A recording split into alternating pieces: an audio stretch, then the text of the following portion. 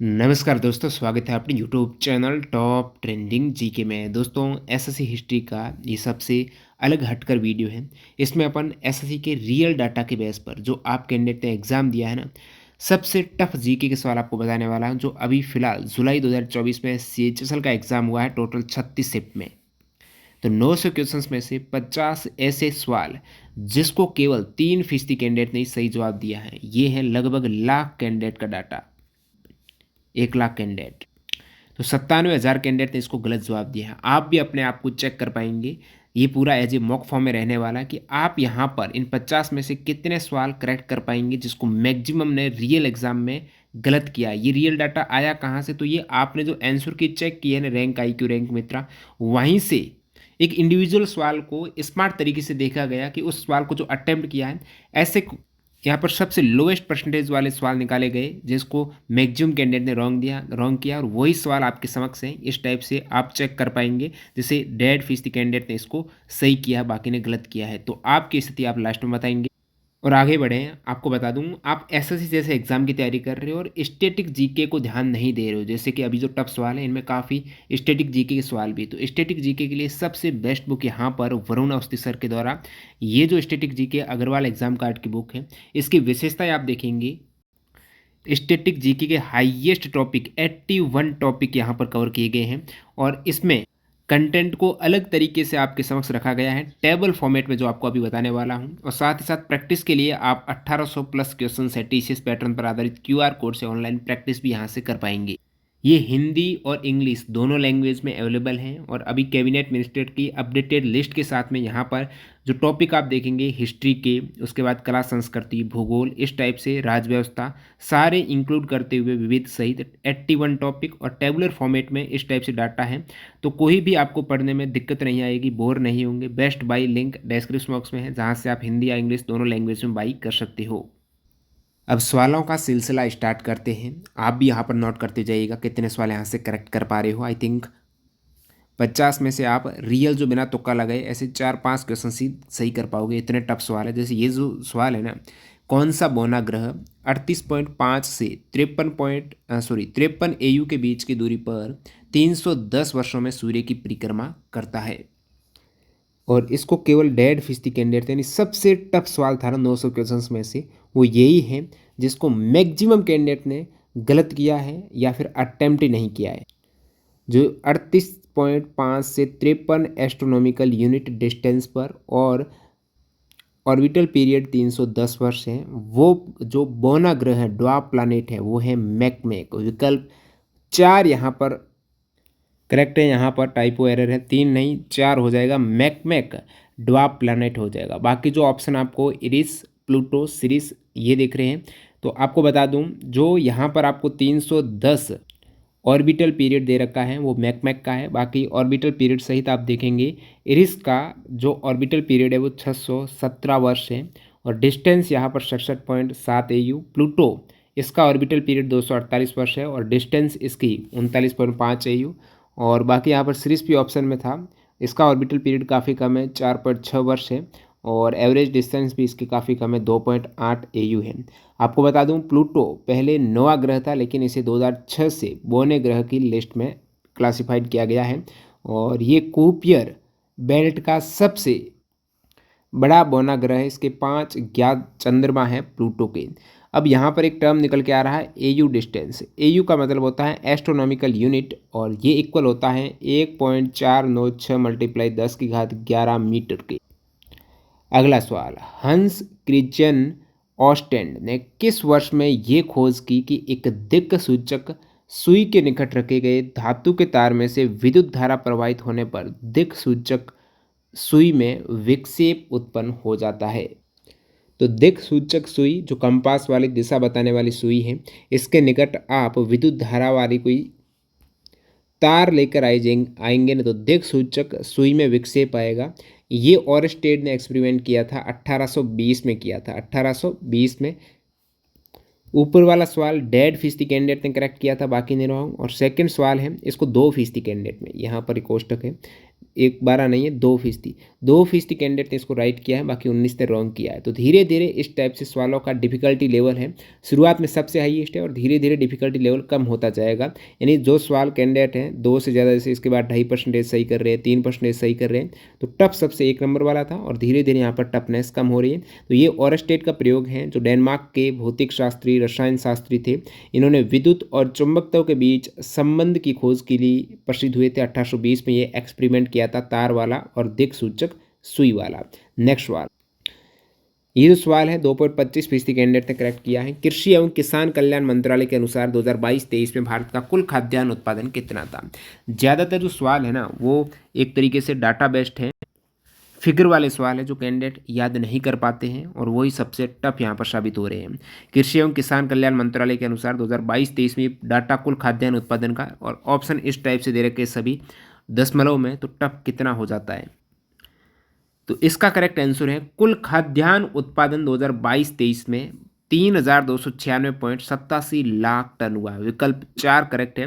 तो 2022-23 के अनुमान के मुताबिक देश में कुल खाद्यान्न उत्पादन रिकॉर्ड यहाँ पर 3296 लाख टन होने का अनुमान, जो कि 21-22 के दौरान 3156 हुआ था 21-22 में। 22-23 में खाद्यान्न हो गया 3296 का अनुमान और 140.71 लाख टन अधिक है।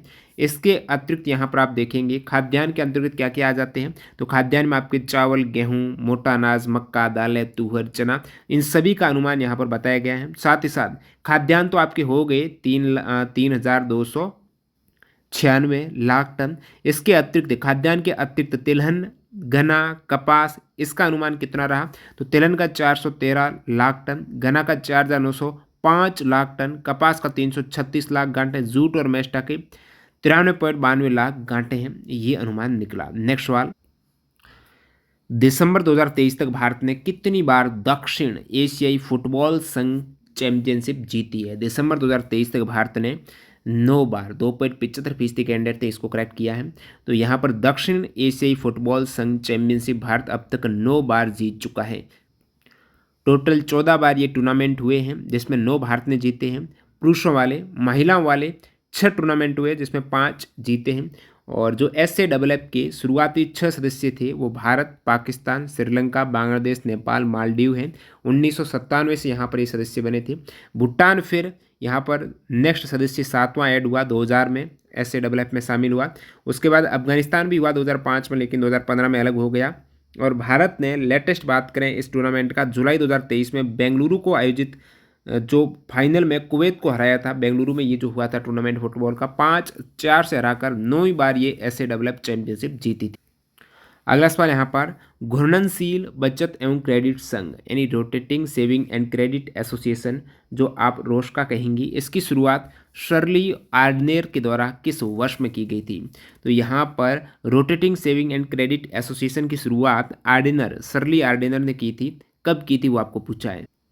ये भी ईयर बेस्ड है, 1970 में की थी। कब की थी, 1964 में। तो इनको याद रखना, कंफ्यूजिंग हो जाता है। 1964 में की थी यहाँ पर rotating saving and credit association की स्थापना, और उनकी पुस्तक थी शर्ली आर्डनर की।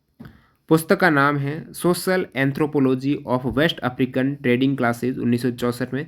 इस पुस्तक में ये कंसेप्ट लेके आए थे, rotating saving and credit association. एक तरीके से इसका प्रयोग उन देशों में किया गया जहां पर पारंपरिक बैंकिंग तक पहुंच सीमित थी, बैंकिंग सुविधा इतनी नहीं थी। तो लोग यहां पर मिलजुल कर बहुत से पैसे इकट्ठा करते हैं। जैसे कि यहां पर 10 लोग मिलकर हैं, जो भी पैसे हैं वो इकट्ठा कर दिया एक जगह पर, और किसी एक व्यक्ति को पैसों की ज़रूरत होती थी तो उनको वो एक तरीके से एज ए लोन है वो दे देते थे।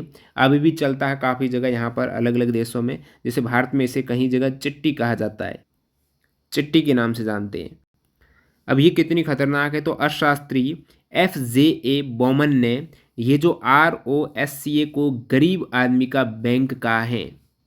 यानी एक तरीके का पारंपरिक तरीका है, जब बैंकों की सुविधा नहीं थी तब उपयोग करते थे, इसलिए इसको गरीब आदमी का बैंक कहा है अर्थशास्त्री बॉमन ने। तो 1964 में ये कंसेप्ट आया था।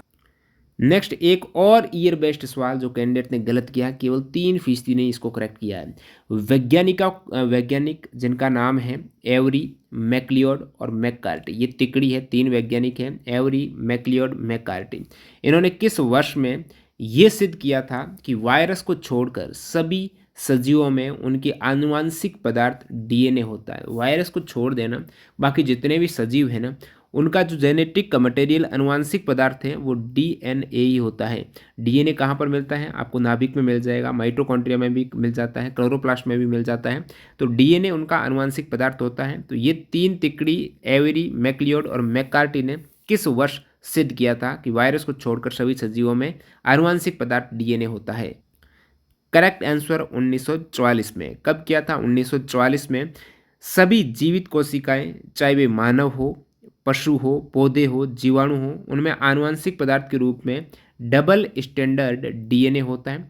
वायरस में जीनोम या आनुवांशिक पदार्थ होता है जो डीएनए या आरएनए उनसे बना होगा, या तो डीएनए से या आरएनए से, दोनों से नहीं होगा। सातवां सवाल, डीएनए के संदर्भ में निम्नलिखित में से कौन सा सिद्धांत अनुलेखन की प्रक्रिया को नियंत्रित करता है? अनुलेखन की प्रक्रिया को इनमें से आपको पूछा है। पूरकता है, डीएनए की असंरक्षित प्रकृति है, वंशागति का सिद्धांत है, रूपांतरण का सिद्धांत है, ट्रांसक्रिप्शन। अनुलेखन की प्रक्रिया को कौन कंट्रोल करता है डीएनए के रेफरेंस में? तो ये जो पूरकता का सिद्धांत है ना, ये अनुलेखन की प्रक्रिया को नियंत्रित करता है।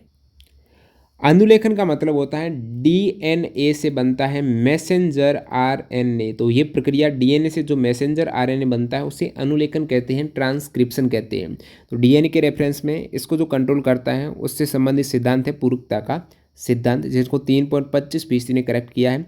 ये सिद्धांत बताता है कि एमआरएनए जो मैसेंजर आरएनए है उनके न्यूक्लियोटाइड्स डीएनए टेम्पलेट के पूरक होते हैं। मतलब ये हुआ कि एडेनिन हमेशा थाइमिन के साथ जुड़ता है और ग्वानिन हमेशा साइटोसिन के साथ जुड़ता है, और ये विशिष्ट जोड़ तोड़ सुनिश्चित करता है कि एमआरएनए में डीएनए टेम्पलेट से सही आनुवंशिक जानकारी स्थानांतरित हो रही है। जो सही जुड़ाव है वही बताता है कि एमआरएनए में जो डीएनए की एक फिक्स्ड टेम्पलेट है उसी से यहाँ पर आनुवंशिक जानकारी है वो ट्रांसफ़र हो रही है। और अनुलेखन का मतलब हो गया डीएनए से मैसेंजर आरएनए अणु का निर्माण होना। एक दोस्तों अनुलेखन होता है एक प्रतिकृति होती है। प्रतिकृति यानी डीएनए की एक प्रति बनाई जाती है, फोटोकॉपी जिसे आप कहेंगे, जो प्रतिकृति कोशिका विभाजन के दौरान होती है। जो अनुलेखन है वो लगातार होता रहता है, चाहे कोशिका विभाजित हो रही हो या नहीं हो रही हो, लेकिन प्रतिकृति कोशिका विभाजन के दौरान होती है। बाकी यहाँ पर आप सिद्धांत देखेंगे, असंरक्षी मॉडल है वो डीएनए प्रतिकृति कैसे होती है उससे संबंधित है। वंशागति का सिद्धांत है, पीढ़ी दर पीढ़ी हस्तांतरित होने वाले लक्षण हैं। रूपांतरण सिद्धांत भी डीएनए के आनुवंशिक जानकारी के स्थानांतरण से संबंधित है। नेक्स्ट वाला यहाँ पर कोपेन जलवायु वर्गीकरण से है। पूछा है कोपेन जलवायु वर्गीकरण प्रणाली के अनुसार निम्नलिखित में से कौन सा अभिलक्षण ई समूह से संबंधित है?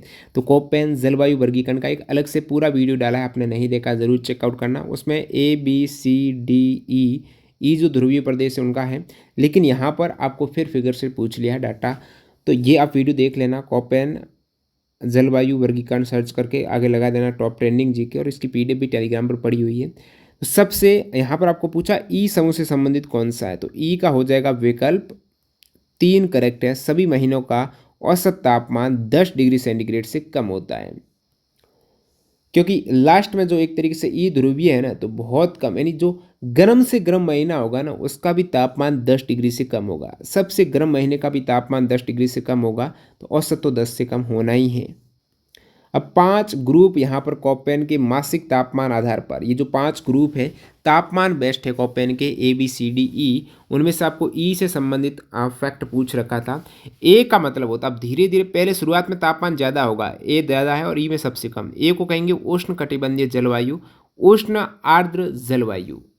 उष्ण कटिबंध का मतलब भूमध्य रेखा के ऊपर नीचे वाला क्षेत्र, जैसे आप कहेंगे ऊपर जो रेखा आ जाएगी करक और नीचे जो रेखा आ जाएगी मकर, करक और मकर, ये आपकी भूमध्य रेखा, इनके बीच का जो क्षेत्र है ना उसे बोलेंगे उष्ण कटिबंध, जहाँ पर सूर्य से धूप सबसे अधिक पड़ती है।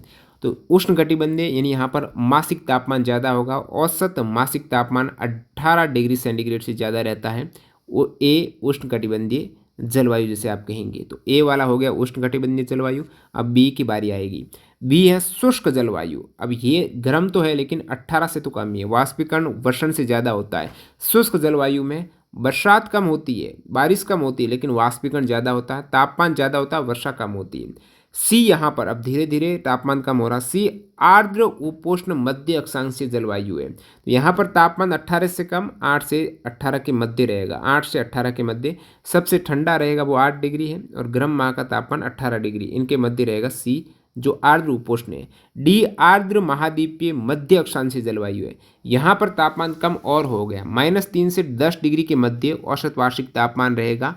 आर्द्र महाद्वीपीय मध्य अक्षांशीय जलवायु है और सबसे गर्म माह का तापमान 10 डिग्री सेंटीग्रेड से ज़्यादा रहेगा। डी में सबसे गर्म महीना ना वो तापमान 10 डिग्री से ज़्यादा रहेगा। ठीक है, हमेशा बर्फ़ से ढका हुआ नहीं रहेगा डी में। अब नेक्स्ट अपना ध्रुवीय जलवायु है ना, इसमें सबसे गर्म माह का तापमान भी 10 डिग्री से कम होगा और बर्फ़ से ढका हुआ रहेगा। ध्रुवीय है, ग्रीष्म ऋतु नहीं आएगी, तो इस ध्रुवीय से ही आपको पूछा है। नेक्स्ट देखते हैं। पारसी लोगों का एक महत्वपूर्ण त्यौहार निम्नलिखित में से कौन सा है जो पारसी धर्म का पालन करते हैं क्योंकि ये जोरोस्टर की जयंती का प्रतीक है। कौन सा पारसी फेस्टिवल जोरोस्टर की जयंती का प्रतीक है? और 3.5% कैंडिडेट ने इसको करेक्ट किया है। विकल्प पतेती, हम्बर, जमशेद नवरोज, खोरदाद साल। करेक्ट आंसर खोरदाद साल। ये जो फेस्टिवल है ये जोरोस्टर की जयंती से संबंधित है। खोरदाद साल विकल्प 4 करेक्ट है। और खोरदाद साल ये पारसी नववर्ष का दूसरा महीना होता है जो 22 अप्रैल से शुरू होता है। इस महीने को पैगंबर ज़रथुस्त्र के जन्मदिन के रूप में मनाते हैं। विकल्प में आपके हम्बर भी था, ये भी एक तरीके से हम्बर महीना भी पारसी फेस्टिवल है। और ये त्यौहार प्रकृति के 6 तत्व, अंबर 6 तत्व पृथ्वी, जल, अग्नि, वायु, जानवर और मनुष्य इनका प्रतिनिधित्व करते हैं। प्रत्येक हम्बर 5 दिनों तक मनाया जाता है। पतेती भी विकल्प में था, तो पतेती भी पारसी नववर्ष का प्रथम दिवस होता है। पतेती जो लगभग 21 मार्च को मनाया जाता है। पतेती इस दिन को जमशेद ए नवरोज़ भी कहा जाता है, जो पारसी नववर्ष का महीना पहला महीना जो जमशेद ए नवरोज़ और पतेती उसका पहला दिन है। एक तरीके से पतेती का अर्थ क्या होता है? पश्चाताप का दिन। तो इस दिन यहाँ पर जो भी पहले काम हो गया है उसको पश्चाताप कीजिएगा और नई शुरुआत करना है। इस दिन पारसी लोग अपने पिछले साल की गलतियों पर पश्चाताप करते हैं और नए साल में बेहतर जीवन जीने का संकल्प रहते हैं। और यहीं से नवरोज़ जो ईरानी नववर्ष का फारसी नववर्ष है उसकी शुरुआत नवरोज़ से होती है। अगला सवाल देखते हैं जिनको 3.5% कैंडिडेट ने करेक्ट किया है। विश्व चैंपियनशिप पदक जीतने वाले पहले भारतीय पहलवान कौन है? विश्व वर्ल्ड चैंपियनशिप मेडल जीतने वाले प्रथम भारतीय पहलवान 3.5% कैंडिडेट ने करेक्ट किया है। इनमें से सही जवाब ये देखिए, आपने सही किया, उदय सिंह है। केडी यादव ओलंपिक वाले हैं। ठीक है, उदय सिंह है जो विश्व चैंपियनशिप जीतने वाले पहले भारतीय पहलवान उदय सिंह। उदय सिंह यहाँ पर हो जाएगा। और इन्होंने 1961 में जापान के योकोहामा में आयोजित विश्व चैंपियनशिप में पुरुषों के फ्री स्टाइल 67 किलोग्राम भार वर्ग में कांस्य मेडल जीता था उदय सिंह ने। विकल्प में आपके केडी जादव यानी खशाबा दादा साहेब जादव भी थे। इन्होंने 1952 के हेलेंस्की ओलंपिक में ग्रीष्मकालीन ओलंपिक जो हुआ था समर ओलंपिक उसमें कांस्य पदक जीता और इसी के साथ ओलंपिक में इंडिविजुअल पदक जीतने वाले पहले स्वतंत्र भारत के एथलीट बने थे। तो ये खसाबा दादा साहेब जादव पहली बार ओलंपिक में इंडिविजुअल में कोई मेडल जीता तो इन्होंने जीता है, वो भी रेसलिंग में 1952 की हेलेंस्की में। नेक्स्ट यहाँ पर सवाल जो आपको पूछा कि हिंदुस्तानी शास्त्रीय संगीत में विष्णु नारायण भातखंडे के अनुसार रागों की उत्पत्ति कितने थाटों से हुई है? टोटल कितने थाटों से रागों की उत्पत्ति हुई है? विष्णु नारायण भातखंडे के अनुसार रागों की उत्पत्ति 10 थाटों से हुई है। कितने थाटों से? 10 थाटों से। इसको भी 3.75% कैंडिडेट ने करेक्ट किया है। 10 थाटों से रागों की उत्पत्ति, ठाठ से ही रागों की उत्पत्ति हुई है। विख्यात संगीतविद पंडित विष्णु नारायण भातखंडे के अनुसार 10 ठाठ जिनसे रागों की उत्पत्ति हुई है उसमें बिलावल, कल्याण, खमाज, भैरव, पूर्वी, मारवा, काफी, असावरी, भैरवी और तोड़ी, ये 10 ठाठ है जिनसे रागों की उत्पत्ति हुई है। नेक्स्ट यहाँ पर सवाल जो पूछा है ये आपका फिगर का नहीं है, अलग सवाल। लक्ष्मीबाई राष्ट्रीय शारीरिक शिक्षा महाविद्यालय, देखिए Lakshmibai national college of physical education. अब शारीरिक शिक्षा महाविद्यालय टाइटल है लक्ष्मीबाई, ये कहाँ पर है? ये दोस्तों आपका सही जवाब हो जाएगा ऑप्शन 2 थिरुवनंतपुरम केरला में है लक्ष्मीबाई राष्ट्रीय शारीरिक शिक्षा महाविद्यालय, जिसकी स्थापना 1985 में युवा मामले और खेल विभाग मानव संसाधन विकास मंत्रालय के तत्वाधान में की गई थी। अगला सवाल, अब यह भी रटने वाला डेट का पूछ लिया। समुद्री डकैती रोधी अधिनियम 2022 को राष्ट्रपति की स्वीकृति कब प्राप्त हुई? तो समुद्री डकैती रोधी अधिनियम 2022 को राष्ट्रपति की स्वीकृति 4% कैंडिडेट ने इसको करेक्ट आंसर किया है। करेक्ट आंसर 31 जनवरी 2023। 31 जनवरी 2023 विकल्प 2 करेक्ट है। 4% कैंडिडेट जिसको सही किया है। तो ये समुद्री डकैती रोधी अधिनियम 2022 मैरीटाइम एंटी पायरेसी एक्ट 31 जनवरी 2023 को राष्ट्रपति की स्वीकृति मिली और इसमें कुछ यहाँ पर सज़ा का प्रावधान है। जैसे आप समुद्री डकैती का प्रयास करेंगे ना, प्रयास करने का मतलब किसी को सहायता देंगे, प्रोत्साहन देंगे, तो आपको 10 साल तक की सज़ा हो सकती है और जो शामिल होगा इस डकैती में तो उसको 14 वर्ष तक की सज़ा यहाँ पर दी जाएगी।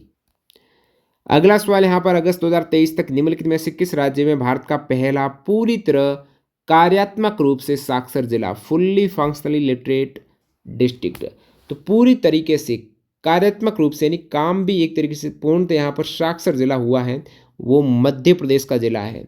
अब यहाँ पर विकल्प 4 जिसको 4.25% कैंडिडेट ने करेक्ट किया है, मध्य प्रदेश का आदिवासी बहुल मंडला जिला है ना, ये भारत का पहला कार्यात्मक रूप से साक्षर जिला है, मंडला जिला है। कौन सा है? मंडला।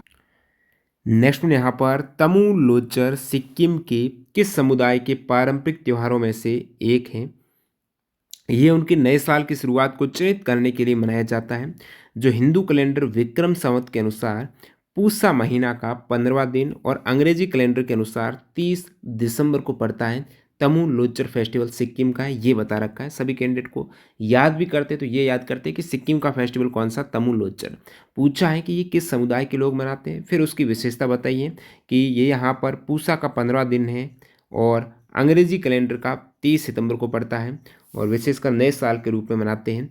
तो ये समुदाय कौन सा है? गुरुंग समुदाय हो जाएगा। तमु लोचर है गुरुंग समुदाय, सिक्किम के पारंपरिक त्योहारों में से एक, विकल्प 4 करेक्ट है। गुरुंग समुदाय का फेस्टिवल है। सिक्किम के त्यौहार की बात करें तो ये पूरी लिस्ट है। माघी संक्रांति है, लोसर, सोनम लोचर, उसके बाद चैते दासेन जिसे रामनवमी कहते हैं, सागा दावा सिक्किम का, भानु जयंती, द्रुक्पा तेष्टी, तेंदोंग लोरम फात, गुरु रिम्पोचे की थुनकर तेचू, इंद्र जात्रा, ये सभी फेस्टिवल साकेबा हो गया, लहबाब डुचैन, तमु लोचर भी आपको दे रखा था, लोशुंग नामचुंग, ये सिक्किम के फेस्टिवल। सवाल नंबर 16, भारत सरकार द्वारा निम्नलिखित में से किस बेरोजगारी योजना की अवधि को जुलाई 2022 से जून 2024 तक 2 साल के लिए बढ़ा दिया गया है? कौन सी योजना जून 2024 तक बढ़ा दी गई है? योजना है दोस्तों, यहाँ पर आपने सही किया होगा, 4.5% कैंडिडेट ने इसको केवल करेक्ट किया है। अटल बीमित व्यक्ति कल्याण योजना है ये, अटल बीमित व्यक्ति कल्याण योजना, जिसको 2 वर्ष की अवधि के लिए बढ़ाया गया है। ये योजना 2018 में आती है, उसके बाद कोविड के दरमियान इसको बढ़ाया गया है, अभी 2 वर्ष और बढ़ाया गया है। इसके तहत होता क्या है? अटल बीमित व्यक्ति कल्याण योजना, ये विशेषकर कर्मचारी राज्य बीमा एक्ट 1948 के अंतर्गत आने वाले कर्मचारियों के लिए एक योजना है। जो गवर्नमेंट कर्मचारी है ना, उनके लिए बीमित व्यक्तियों की बेरोजगारी की स्थिति में, अब बीमित व्यक्ति बेरोजगार हो जाता है ना, तो 90 दिन तक उनको नकद मुआवजा दिया जाता है। उनकी सैलरी का 50% यहाँ पर उनको मुआवजा मिलता है। 3 महीने तक उनकी सैलरी एक तरीके से सिक्योर रहती है। बीमाकृत व्यक्ति को कम से कम 2 वर्षों तक यहाँ पर सेवा में रहना ज़रूरी है, अदरवाइज यहाँ पर अंशदान नहीं मिलेगा। और यहाँ पर दावा पहले दायर करने की अवधि थी 90 दिन, अभी ये प्रतीक्षा अवधि 30 दिन कर दी गई है। अगला सवाल नंबर 17 देखते हैं।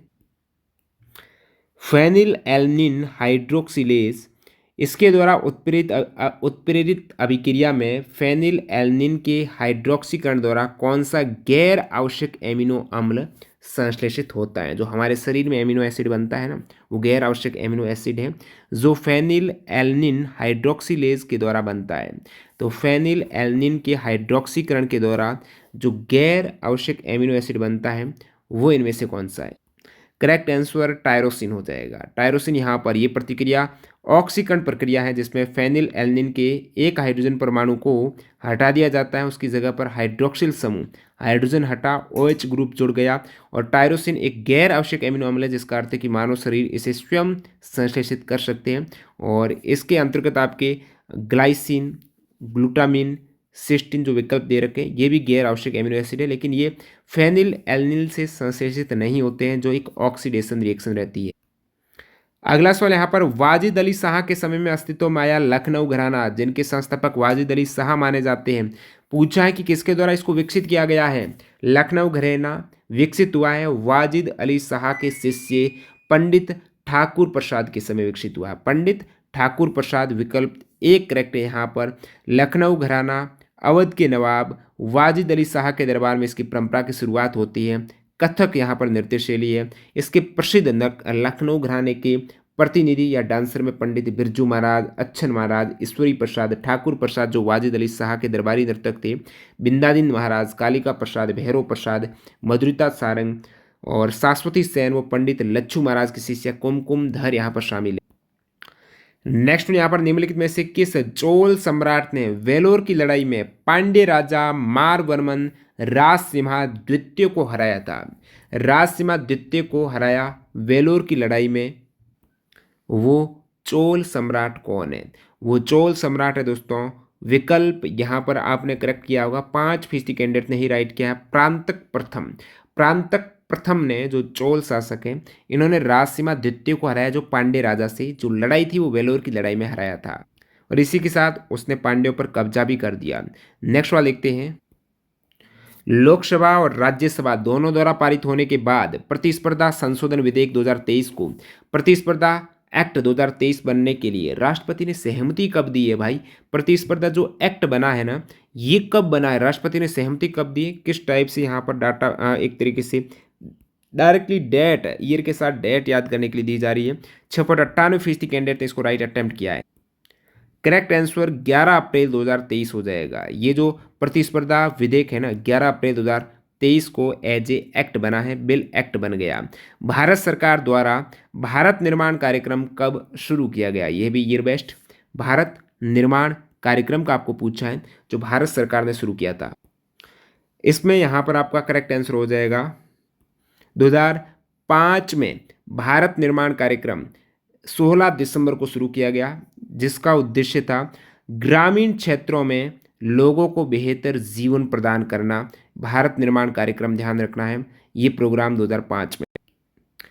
MS धोनी को किस वर्ष पद्मश्री पुरस्कार से सम्मानित किया गया? पद्मश्री MS धोनी, महेंद्र सिंह धोनी को कब दिया गया? 5% कैंडिडेट ने केवल करेक्ट किया है। MS धोनी को 2009 में पद्मश्री मिला है, पद्मश्री 2009 में। अब ये कौन याद रखे भाई? MS धोनी को काफ़ी पद्म अवार्ड मिले हैं, और खेल रत्न जो हाईएस्ट खेल का अवार्ड है वो भी दिया गया।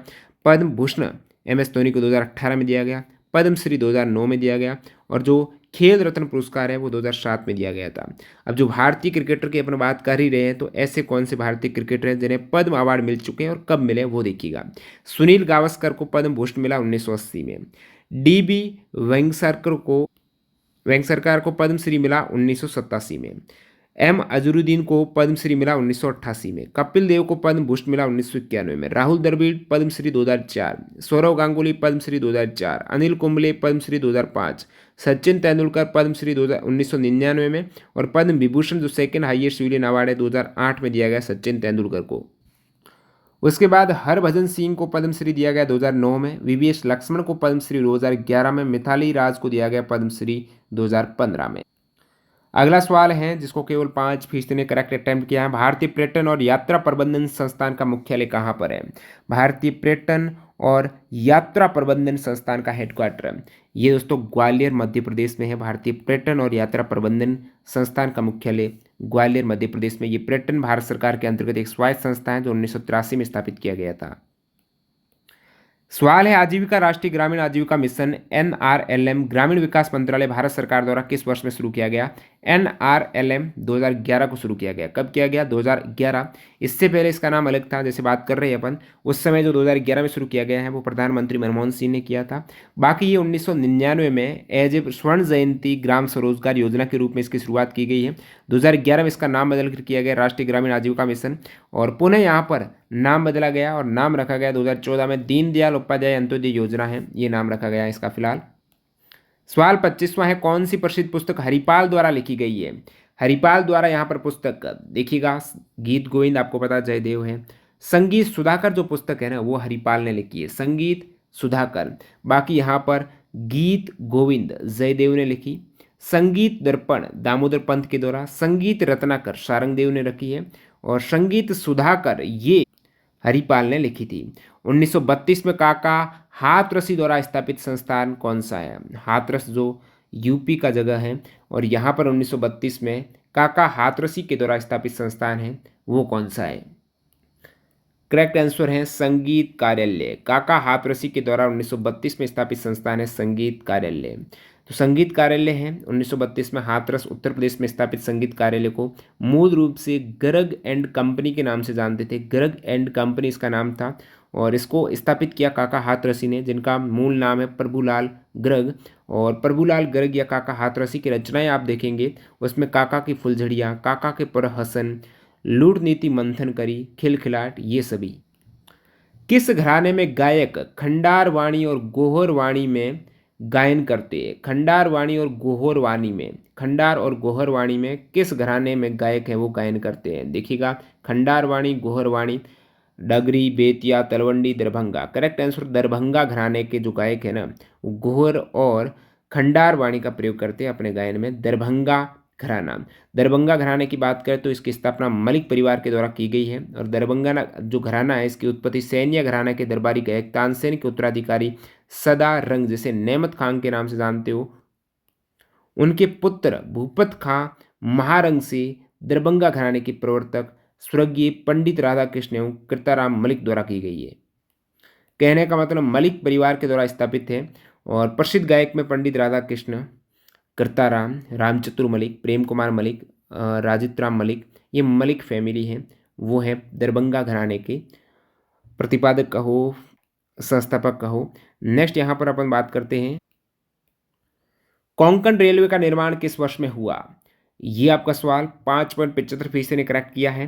कोंकण रेलवे की स्थापना है ना, वो 1990 में कर दी गई थी, लेकिन ये शुरुआत, संचालन इसका स्टार्ट हुआ है ना, कोंकण रेलवे का निर्माण एक तरीके से कंप्लीट हो गया ना, वो 1998 को हुआ है। कब? 1998 को। विकल्प 2 करेक्ट है। भारतीय रेलवे ने 19 जुलाई 1990 को कोंकण रेलवे की स्थापना की और ये 26 जनवरी 1998 में शुरू हुआ। ये महाराष्ट्र के रोहा को कर्नाटक के मैंगलोर से जोड़ता है और कोंकण रेलवे की लंबाई है 760 किलोमीटर और इसका हेडक्वार्टर मुंबई में है। इससे महाराष्ट्र, कर्नाटक है, ये कनेक्ट होते हैं। अगला सवाल यहाँ पर, रिफाइनरी और संबंधित राज्य का गलत युग्म आपको चयन करना है। जैसे बीना रिफाइनरी इन्होंने मध्य प्रदेश दी है, कोयना गुजरात दी है, तातीपका रिफाइनरी तेलंगाना और नुमालीगढ़ रिफाइनरी असम दी है। कौन सा गलत युग्म है?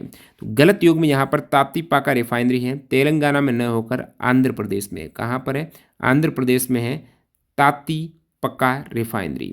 बाकी बीना रिफाइनरी मध्य प्रदेश, कोयनी गुजरात में है, नुमालीगढ़ रिफाइनरी असम में। अब यहाँ पर आपको परसेंटेज थोड़ा एरर दिख रहा है, आगे 1 आ गया, ये नहीं है, 5.75% है। अब रिफाइनरी की बात कर रहे हैं तो इनमें देख लेते हैं भारत में अब तक जो रिफाइनरी बनी हुई है, संचालित है या फिर प्रोग्रेस में है, वो कहाँ पर है। बरौनी रिफाइनरी बेगूसराय बिहार में है, हल्दिया रिफाइनरी पश्चिम बंगाल, पानीपत हरियाणा में, डिगबोई असम में है, बंगाईगांव रिफाइनरी भी असम में है, प्रादीप ओडिशा में है, गुरु गोविंद सिंह रिफाइनरी भटिंडा पंजाब में है।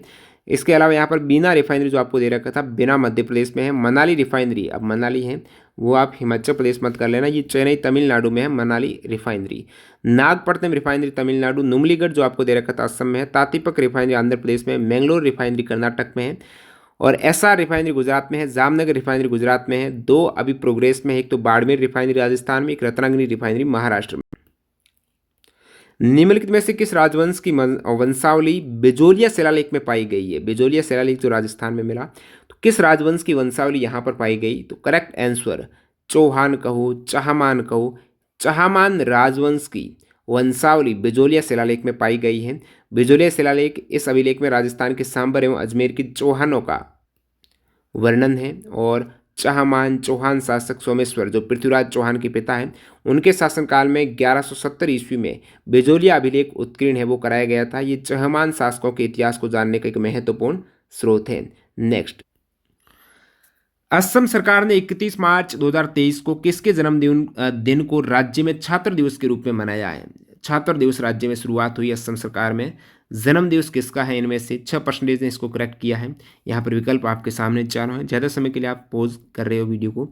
बोडो का उपेंद्र नाथ ब्रह्मा, बोडोफा है, ठीक है, उपेंद्र नाथ ब्रह्मा। उपेंद्र नाथ ब्रह्मा का जन्मदिवस एज ए छात्र दिवस के रूप में 31 मार्च को स्टार्ट हुआ मनाना। ये असम में हुआ है। कहाँ पर हुआ है? असम में। अगला सवाल देखते हैं यहाँ पर, भारत का सबसे पुराना फुटबॉल टूर्नामेंट, अब नाम दे दिया, सबसे पुराना फुटबॉल टूर्नामेंट है डुरंड कप। ये कहाँ पर पहली बार आयोजित किया गया था? डुरंड कप पहली बार आयोजित कहाँ पर किया गया? शिमला, दिल्ली, कलकत्ता, मद्रास। तो इनमें से पहली बार डुरंड कप है ना, वो शिमला में हुआ था। 6% ने करेक्ट आंसर किया। फुटबॉल की संतोष ट्रॉफी, डुरंड कॉफी है और द रोवर्स कप है, इनके बारे में बात कर लेते हैं। डुरंड कप भारत का सबसे पुराना फुटबॉल टूर्नामेंट। पहली बार 1888 में एनाडेल शिमला में आयोजित हुआ था। एनाडेल शिमला में 1888 में पहली बार डुरंड कप हुआ है। द रोवर्स कप की बात करें तो भारत में दूसरा सबसे पुराना टूर्नामेंट है। डुरंड कप के बाद द रोवर्स कप है। इसकी शुरुआत 1891 को बम्बई महाराष्ट्र में हुई है। रोवर्स कप का आयोजन वेस्टर्न इंडिया फुटबॉल एसोसिएशन करती है। संतोष ट्रॉफी भी फुटबॉल की ट्रॉफी 1941 में इसकी शुरुआत की गई और बंगाल 1941 में आयोजित प्रतियोगिता का पहला विजेता था। इसका नाम जो संतोष ट्रॉफी है वो पूर्व अध्यक्ष सर मनमथ नाथ रॉय चौधरी संतोष के नाम पर रखा गया। सवाल पूछा गया कुछ अलग यहाँ पर। अंतर्राष्ट्रीय फुटबॉल एसोसिएशन बोर्ड के द्वारा अनुमोदित फुटबॉल की परिधि कितनी है? फुटबॉल में जो बॉल है ना, ग्राउंड नहीं, बॉल की बात कर रहे हैं, बॉल की परिधि कितनी है? बॉल की परिधि यहाँ पर आप ऑप्शन देखेंगे तो सब मिलते जुलते दिख रहे हैं। इनमें से 68 से 70 सेंटीमीटर के मध्य बॉल की पूरी परिधि है। तो इसका एक अलग से वीडियो डाला हुआ है, spot top training GK search करना, ये डिटेल सारी उस वीडियो में इंक्लूड की गई है, आप चेक कर सकते हो। अब यहाँ पर फुटबॉल की बात कर रहे हैं तो फुटबॉल के मैदान को सॉकर फील्ड कहते हैं। पिच है ना, उसमें मैदान का पिच को सॉकर फील्ड कहते हैं। फुटबॉल की लंबाई ये न्यूनतम 90 मीटर, अधिकतम 120 मीटर हो सकती है और चौड़ाई न्यूनतम 45, अधिकतम 90। जैसे एक सीनियर फुटबॉल जो फीफा वाला होता है ना, वर्ल्ड कप, इसकी लंबाई जो फील्ड की 105 मीटर है, चौड़ाई 68 मीटर चौड़ी होती है। इस टाइप से ग्राउंड रहता है फुटबॉल का। और साइज़ की फुटबॉल की बात करें तो साइज़ 5 की जो फुटबॉल काम में ली जाती है 68 से 70 सेंटीमीटर की परिधि होती है और वेट उसका होता है 14 से 16 औंस या फिर 410 से 50 ग्राम। वॉलीबॉल की बात करें तो वॉलीबॉल की जो परिधि होती है वो आपकी लगभग 65 से 67 सेंटीमीटर होती है और व्यास होता है वॉलीबॉल का 20 से 21 सेंटीमीटर। साइज़ 3 के हैंडबॉल की बात करें तो उसकी परिधि होती है आपकी 58 से 60 सेंटीमीटर, वजन 425 ग्राम है और व्यास उसका होता है 185 से 191 मिलीमीटर। नेक्स्ट अपना सवाल, कौन सा सिद्धांत हजारों वर्षों में पृथ्वी की जलवायु पर इसकी गति में परिवर्तन के सामूहिक प्रभावों का वर्णन करता है? कौन सा सिद्धांत है हजारों वर्षों में पृथ्वी की जलवायु पर इसकी गति में परिवर्तन के सामूहिक प्रभावों का वर्णन करता है? कैसे पृथ्वी की जलवायु हजारों वर्षों में चेंज हो रही है उसकी गति के परिवर्तन के कारण? तो एक ऐसा सिद्धांत है इनमें से, ये भी एक 6.25% ठीक है। उस सिद्धांत का नाम है मिलनकोविच सिद्धांत। इसकी वजह से यहाँ पर जलवायु में परिवर्तन हो रहा है। मिलनकोविच सिद्धांत, मिलनकोविच सिद्धांत ये सिद्धांत बताता है कि पृथ्वी की 3 कक्षीय गतियाँ हैं, ये ग्रह द्वारा प्राप्त सौर विकिरण की मात्रा को कैसे प्रभावित करती है, जिससे लंबे समय तक जलवायु परिवर्तन होता है। बाकी विकल्प में महाद्वीपीय सिवाह सिद्धांत था, ये सिद्धांत है महाद्वीप समय के साथ कैसे घूमते टकराते उससे संबंधित है। कॉपरनिकस का हेलियोसेंट्रिक सिद्धांत है, ये सिद्धांत बताता है कि सूर्य पृथ्वी नहीं अपितु सौर मंडल का सेंटर में है। प्लेट विवर्तनिकी जो सिद्धांत है ये पृथ्वी की टेक्टोनिक प्लेटों की गति के बारे में बताता है। विद्युत रासायनिक सेल एक ऐसी युक्ति है जो किस ऊर्जा को जिसमें कौन सी रिएक्शन होती है जिससे रासायनिक ऊर्जा विद्युत ऊर्जा में बदलती है? विद्युत रासायनिक सेल में रासायनिक ऊर्जा विद्युत ऊर्जा में बदलती है। तो यहाँ पर रिएक्शन कौन सी होती है? 6.25% ने करेक्ट किया। रिएक्शन होती है डायरेक्ट रिडॉक्स रिएक्शन, प्रत्यक्ष रिडॉक्स रिएक्शन, विकल्प 4 करेक्ट है। और विद्युत रासायनिक सेल एक ऐसी युक्ति है जो प्रत्यक्ष रिडॉक्स रिएक्शन में क्या होता है, दोनों ही रिएक्शन ऑक्सीकरण और अपचयन की दोनों ही साथ में हो जाती है रिडॉक्स रिएक्शन में, और इससे यहाँ पर रासायनिक ऊर्जा विद्युत ऊर्जा में कन्वर्ट होती है। विद्युत रासायनिक सेल में रासायनिक अभिक्रिया सीधे तौर पर इलेक्ट्रॉन स्थानांतरण के माध्यम से विद्युत ऊर्जा उत्पन्न करती है। डायरेक्टली यहाँ पर इलेक्ट्रॉन स्थानांतरण होते हैं और इसमें ऑक्सीकरण और अपचयन दोनों रिएक्शन साथ में होते हैं। विद्युत रासायनिक सेल में 2 इलेक्ट्रोड होगा, एनोड और कैथोड। तो एनोड पर होगा आपके अपचयन यानी इलेक्ट्रॉन यहाँ पर सेल में छोड़े जाएंगे, कैथोड पर ऑक्सीकरण होगा यानी सेल से इलेक्ट्रॉन को ग्रहण किया जाएगा। इस टाइप से जो धारा है एनोड से कैथोड की तरफ बाहरी सर्किट से होकर बहती है। ए.आर. रहमान ने माइकल जैक्सन के साथ कौन सी संगीत एल्बम से संबंधित चर्चा और रिकॉर्ड किया था? तो ए.आर. रहमान ने माइकल जैक्सन के साथ में 6.25% ने करेक्ट किया। एकम सत्यम जो संगीत एल्बम है वो रिकॉर्ड किया है, एकम सत्यम। निम्नलिखित में से कौन सी भारत के राष्ट्रीय निवेश और विनिर्माण क्षेत्र की विशेषता नहीं है? यानी NIMZ का आपको पूछा है, तो NIMZ की विशेषता कौन सी नहीं है? पहला विकल्प राज्य सरकार बिजली आपूर्ति, पानी तथा अन्य विनिर्माण संबंधित सुविधाएं प्रदान करेगी NIMZ में, इसका वर्णन है कि नहीं है? अब ये 4 विकल्प आप पॉज करके देख सकते हो, ठीक है। आई होप आपने करेक्ट यहाँ पर सोच लिया है। बाकी ये वाली है सुविधा देती है राज्य सरकार है, बिजली है, पानी है और विनिर्माण की। बाकी एनआईएमजेड को स्थापित करने के लिए कम से कम 10,000 हेक्टेयर का क्षेत्रफल उपलब्ध कराया जाता है। कम से कम 10,000 न होकर 5,000 हेक्टेयर का क्षेत्रफल उपलब्ध कराया जाता है एनआईएमजेड में। तो दूसरा स्टेटमेंट गलत है।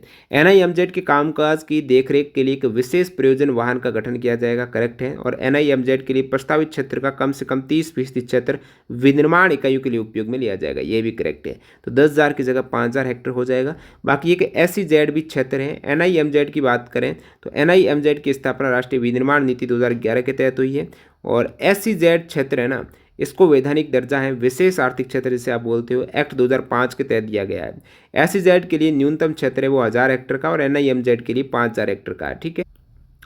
औद्योगिक नीति संकल्प 1948 का जो औद्योगिक नीति संकल्प है उसने मुख्य रूप से बड़े पैमाने के उद्योगों को कितने खंडों में वर्गीकृत किया है। औद्योगिक नीति संकल्प इंडस्ट्रियल पॉलिसी रेजोल्यूशन 1948 की बात करें तो यहाँ पर बड़े पैमाने में उद्योगों को 4 भागों में वर्गीकृत किया है। और वो 4 भाग आप देखेंगे। देखिए, जो औद्योगिक नीति संकल्प है ना, ये एक्ट 1951 के तहत पारित किया गया है। और 4 जो व्यापक क्षेत्र है उसमें सामरिक उद्योग जो सार्वजनिक क्षेत्र आ जाएगा।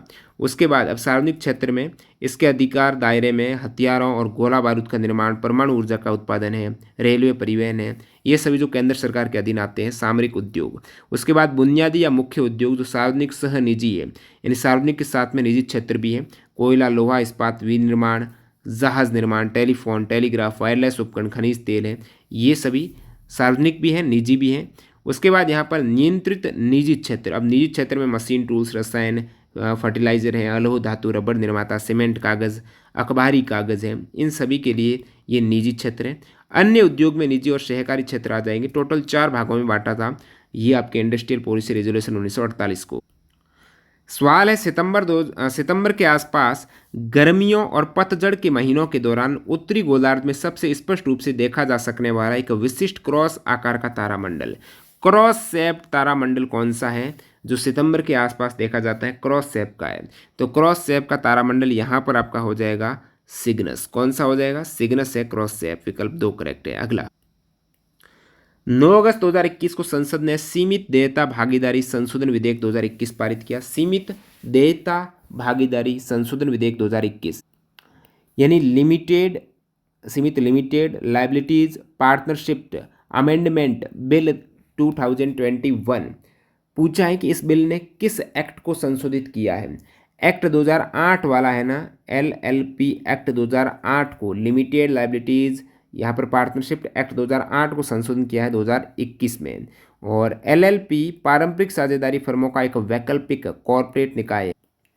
अगला सवाल, जन प्रतिनिधित्व एक्ट 1951 की कौन सी धारा कैदियों को उनके मतदान के अधिकार से वंचित करती? कैदी है ना, वो मतदान नहीं दे सकते हैं, वयस्क मताधिकार होता है ना, उससे वंचित करती है। ये जो एक एक्ट है जिसका नाम है representation of people's act, RPA, जन प्रतिनिधित्व एक्ट 1951, इसकी कौन सी धारा? 6% कैंडिडेट ने इसको करेक्ट किया, ये 6% है, ठीक है। तो ये धारा 62(5) है। कौन सी है? 62(5) की जो धारा बताती है लोक प्रतिनिधित्व एक्ट की धारा 62(5), कारावास या निर्वासन की सजा के तहत या पुलिस की वैध अभिरक्षा में जेल में बंद किसी व्यक्ति को किसी भी चुनाव में मतदान करने की अनुमति नहीं दी जाएगी। और भारत का संविधान का आर्टिकल 326 वयस्क मताधिकार 18 वर्ष प्लस जो है व्यक्ति वो दे सकते हैं, वोटिंग का अधिकार है, वो आर्टिकल 326 में वर्णित है। केंद्रीय मंत्रिमंडल ने अगस्त 2022 में आपातकालीन क्रेडिट लाइन गारंटी योजना, जो आपातकालीन क्रेडिट लाइन गारंटी स्कीम है ना, emergency credit line guarantee scheme, इसकी सीमा को कितने रुपए तक बढ़ाने को मंजूरी दे दी है, जिसमें अतिरिक्त राशि विशेष रूप से आतिथ्य और संबंधित क्षेत्रों के उद्यमों के लिए निर्धारित की गई है। तो यहाँ पर क्रेडिट गारंटी लाइन, जो आपातकालीन क्रेडिट लाइन गारंटी योजना है ना, इसमें 50,000 करोड़ रुपए राशि बढ़ाई गई है। पहले 4 लाख करोड़ था, 50,000 बढ़ा दी, अब 5 लाख करोड़ रुपए राशि हो चुकी है। 50,000 करोड़ यहाँ पर बढ़ाई गई है। तो प्रधानमंत्री श्री नरेंद्र मोदी की अध्यक्षता में केंद्रीय मंत्रिमंडल ने जो आपातकालीन ऋण गारंटी योजना है ना, उसकी सीमा को 50,000 करोड़ रुपए बढ़ा दिया है। कहने का मतलब पहले 4.5 लाख करोड़ था, अभी वो 5 लाख करोड़ रुपए देने को मंजूरी दे दी है। और 5 वर्षों में यहाँ पर 6,000 करोड़ रुपए के परिव्यय के साथ raising and accelerating MSAME performance कार्यक्रम भी आरंभ करने की घोषणा हुई है। 6,000 करोड़ राशि। अगला सवाल है, तलवारबाजी यानी फेंसिंग में एक रक्षात्मक तरीके से ब्लेड का मूवमेंट जो प्रतिद्वंद्वी की आक्रामक कार्यवाही को रोकता है उसे क्या कहा जाता है। तो फेंसिंग का टर्म पूछ लिया, काफ़ी टफ टर्म पूछा है कि तलवारबाजी में रक्षात्मक तरीके से ब्लेड मूवमेंट जो रक्षात्मक तरीके से करते हैं ना, प्रतिद्वंदी की आक्रामक कार्यवाही को रोकने के लिए, प्रतिद्वंदी जो सामने से तलवारबाजी करता है उसको रोकने के लिए जो अपना ब्लेड का मूवमेंट अपन करते हैं अपने रक्षा के लिए, उस मूवमेंट को क्या कहा जाता है। तो उस मूवमेंट को पारी कहा जाता है। 6.5% ने करेक्ट किया। तलवारबाजी के कुछ टर्म देख लेते हैं। यहाँ पर एक टर्म आता है रिट्रिएट। रिट्रिएट यानी ये प्रतिद्वंदी के हमले से बचने के लिए पीछे हटने की तकनीक है। लंग जो टर्म है ये प्रतिद्वंदी पर तेजी से हमला करने के लिए आगे बढ़ने को लंग, पीछे को रिट्रीट कहेंगे। एक पिस्टेड टर्म, ये तलवारबाजी का मैदान होता है जो 14 मीटर लंबा और 2 मीटर चौड़ा है। तलवारबाजी का मैदान पिस्टे। एपे ये सबसे भारी और लंबी तलवार होती है जिसका इस्तेमाल केवल धड़ पर वार करने के लिए किया जाता है। एपे का फॉइल ये हल्की और लचीली तलवार है जिसका इस्तेमाल केवल धड़ पर वार करने के लिए किया जाता है। सेबर ये हल्की और घुमावदार तलवार है। टर्म आपका सेबर भी था, इसका इस्तेमाल धड़ और सिर दोनों पर वार करने के लिए सेबर का उपयोग करते हैं क्योंकि हल्की और घुमावदार। नेक्स्ट वाले, रॉबर्ट ब्राउन ने विलियन में कोलाइडी कणों की टेढ़ी मेढ़ी गति का निरीक्षण किस वर्ष किया। कोलाइडी कण होते हैं ना विलियन में, वो टेढ़ी मेढ़ी जिगजैग मूवमेंट करते हैं कहीं पर भी। ये रॉबर्ट ब्राउन ने ब्राउनियन गति दी थी 1827 में। 6% ने करेक्ट किया, 6.75%। 1827 में ये खोज ब्राउनियन गति के रूप में जानते हैं। कर्नाटक शास्त्रीय संगीत में निम्नलिखित में से कौन सी शैली राग की सबसे सरल रचना है। राग की, कर्नाटक संगीत शास्त्रीय संगीत में राग की सबसे सरल रचना है ना, वो कौन सी इनमें से। राग की सबसे सरल रचना कर्नाटक संगीत में है गीतम। कौन सी रचना है, गीतम। कर्नाटक संगीत की बात कर रहे हैं तो कर्नाटक, ये संगीत कर्नाटक, आंध्र प्रदेश और तमिलनाडु, केरल क्षेत्र में होता है। कर्नाटक संगीत शैली की त्रिमूर्ति कहा जाता है त्यागराज, मुत्तुस्वामी दीक्षितार और श्यामा शास्त्री।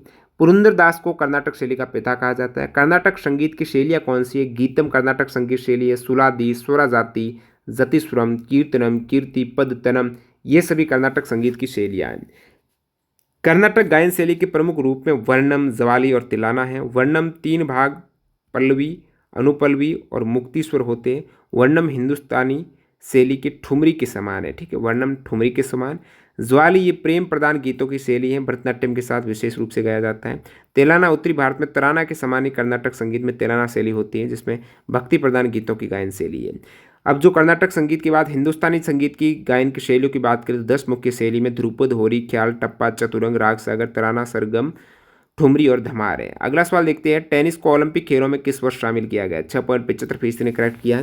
पहली बार जो एथेंस में ओलंपिक हुए हैं 1896 में, इसमें ही टेनिस को शामिल कर दिया गया था। 1896 एथेंस ओलंपिक, विकल्प 3 करेक्ट है।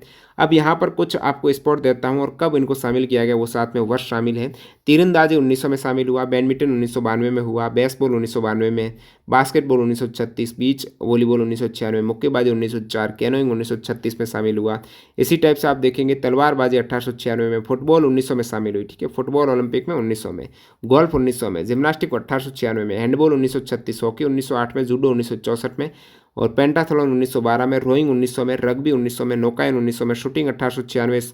इसके अतिरिक्त यहाँ पर 13 के 1896, टेबल टेनिस 1988 में शामिल हुई है, ठीक है, टेनिस 1896 में हुई, ट्राइथलॉन 2000 में हुई, वॉलीबॉल 1964 में हुई और कुश्ती 1896 में शामिल हुई। निम्नलिखित में से किस राज्य में बारिश के त्योहारों के दौरान पाई गाने सरिया नृत्य के साथ गाए जाते हैं। पाई सॉन्ग कहाँ के बताइए दोस्तों। पाई सॉन्ग जो सरिया डांस के दौरान साथ गाते हैं तो पाई सॉन्ग है मध्य प्रदेश के। कहाँ के हैं, मध्य प्रदेश के।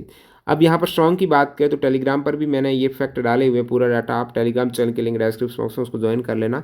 जैसे भुट्टा सॉन्ग कहाँ कहाँ केरल का है, भक्ति गीत जिकिर और जरी असम राज्य के हैं, काजरी चैती रसिया बिरा उत्तर प्रदेश के है, झोड़ा खुदेड़ है उत्तराखंड के, मांड है राजस्थान के। तो ये प्रमुख जो सॉन्ग है ना पूरा रागिनी हरियाणा के, भरथरी लोक गायन गीत है वो छत्तीसगढ़ के, सुआ छत्तीसगढ़ का, पंखीड़ा राजस्थान का, झुरी हिमाचल प्रदेश का, कालबेलिया राजस्थान का, देवर गीत छत्तीसगढ़, ढोला मारू राजस्थान के और मांडो भी गोवा का। मांडो गीत काफ़ी बार पूछते हैं, गोवा का है।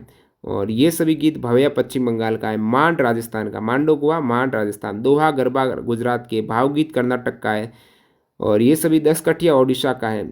यहाँ से आपको PDF मिल जाएगी टेलीग्राम पर, इसी को आप देख लेना पूरे। नेक्स्ट वाले, निम्नलिखित में से कौन सी समिति औद्योगिक लाइसेंसिंग नीति जांच से जुड़ी हुई है। औद्योगिक लाइसेंसिंग नीति जांच से जुड़ी हुई समिति कौन सी है। तो यहाँ पर औद्योगिक लाइसेंसिंग नीति जांच से जुड़ी हुई समिति है दत्त समिति, ये भी 6.75% ने करेक्ट किया है। लाइसेंसिंग नीति की समीक्षा के लिए, अब देखिए समीक्षा रिव्यू किया गया पहले लाइसेंसिंग नीति को, उस हेतु एक हजारी समिति आई थी रिव्यू के लिए। उसके बाद यहाँ पर दत्त समिति या औद्योगिक लाइसेंसिंग नीति जांच समिति की स्थापना हुई शुभमील दत्त की अध्यक्षता में, और जांच समिति हजारी समिति की रिपोर्ट के बाद की गई थी इसका गठन। इस समिति का कार्य भारत में लाइसेंसिंग प्रणाली के कामकाज की जांच करना। समिति ने जुलाई 1969 में अपनी रिपोर्ट प्रस्तुत की। सवाल पूछा है निम्नलिखित में से कौन सी कर्नाटक संगीत की एक शैली है, तो कर्नाटक संगीत की, हिंदुस्तानी संगीत की 10 शैलियाँ बताई, कर्नाटक की बताइए, आपको अभी बताया है। इनमें से आपकी स्वर जाति हैं वो कर्नाटक संगीत की शैली है। कर्नाटक संगीत की शैली में आपकी गीतम, सुलादे, स्वर जाति, जातिस्वरम, कीर्तनम, कीर्ति पद्तनम, ये सभी आ जाएंगे। नेक्स्ट सवाल जो 50वां है, विभाजन के दौरान गुणसूत्रों का व्यवस्थित अध्ययन करने वाला पहला व्यक्ति कौन था जिसने इस प्रक्रिया को समसूत्री विभाजन कहा था। माइटोसिस का पूछ लिया है, समसूत्री विभाजन का है, और विभाजन के दौरान गुणसूत्रों का व्यवस्थित अध्ययन करने वाला पहला व्यक्ति था। गुणसूत्रों का व्यवस्थित अध्ययन किसने किया था, तो यहाँ पर आपका करेक्ट आंसर देखेंगे फ्लेमिंग। गुणसूत्रों का व्यवस्थित अध्ययन करने वाला पहला व्यक्ति था वाल्थर फ्लेमिंग। इसके अतिरिक्त यहाँ पर आपको विकल्प मिशेर का भी दे रखा है, डीएनए से जुड़े हुए हैं, और ल्यूवेनहॉक जो बैक्टीरिया से जुड़े हुए हैं। बाकी जो आपकी कोशिका विभाजन का दे रखा था, तो 1879 में सैलामेंडर भ्रूण में कोशिका विभाजन का अध्ययन किया था फ्लेमिंग ने, जो जर्मन जीव वैज्ञानिक थे, और विभाजन के दौरान गुणसूत्रों का उन्होंने व्यवस्थित अध्ययन किया था इसमें, और माइटोसिस नाम शब्द दिया था। अब ऑप्शन में आपकी मिशेर, फ्रेडरिक मिशेर दे रखा है, इन्होंने 1869 में डीएनए की खोज की थी, और माइटोसिस का अध्ययन नहीं किया था मिशेर ने। मिशेर ने डीएनए की खोज की, इसकी पहचान की थी, और वॉटसन और क्रिक ने डीएनए की संरचना का पता लगाया था, डबल हेलिक्स मॉडल। ल्यूवेनहॉक है, सूक्ष्म जीवों का पहला अध्ययन किया था, अवलोकन किया था। सूक्ष्म जीव में बैक्टीरिया के खोजकर्ता ल्यूवेनहॉक को मानते हैं। मॉर्गन की बात करें तो जीन और आनुवंशिकता का अध्ययन किया था मॉर्गन ने। अब 50 सवाल तो हो गए, एक सवाल जो बोनस के तौर पर, जिसका जवाब आप सभी कमेंट बॉक्स में देंगे, पता चले कितने कैंडिडेट एंड तक वीडियो देख रहे हैं। ये भी इसी CHSL एग्जाम में पूछा गया, 7% ने करेक्ट आंसर दिया है। सवाल है निम्नलिखित में से किसने लोकप्रिय तेलुगु देशभक्ति गीत देशामुनु, प्रेम चुमना मंची, अन्नादी पंचुमुना ये लिखा है, जिसका अर्थ है राष्ट्र से प्रेम करो, अच्छाई को विकसित करो। ये जो देशभक्ति लोकप्रिय तेलुगु देशभक्ति गीत है, किसने लिखा है, इन विकल्प में से क्या क्या करेक्ट होगा। 7% ने इसको करेक्ट किया है, 26% ने रॉन्ग किया है, बाकी ने अटेम्प्ट ही नहीं किया है। तो ये आप कमेंट सेक्शन में आंसर देंगे। अब बात करते हैं, देखते हैं आपने कितने सवाल करेक्ट किए हैं। हो सकता है एक सवाल में, ऑप्शन में, 2 विकल्प में आपने कोई तुक्का लगाया तो कोई दिक्कत नहीं। तो इस टाइप से एग्जाम पॉइंट ऑफ व्यू से यदि आप तुक्का लगाते हो तो आपकी नेगेटिव मार्किंग से भी कट हो जाएगा। तो नेगेटिव करके 50 में से आप कितने करेक्ट किए वो कमेंट सेक्शन में ज़रूर बताना। ये टफ सवाल थे जो कैंडिडेट ने आंसर की में यहाँ पर चेक किया गया, उसके अनुसार टफनेस है ये। ज़्यादातर आपके फिगर वाले सवाल हैं या फिर डेट पूछी गई है। वीडियो इस टाइप से आप कंटेंट देखने के लिए चैनल को सब्सक्राइब करके बेल आइकन हिट कर देना। इसके PDF फाइल हमारे टेलीग्राम चैनल पर मिल जाएगी। मिलते हैं नई वीडियो में, धन्यवाद।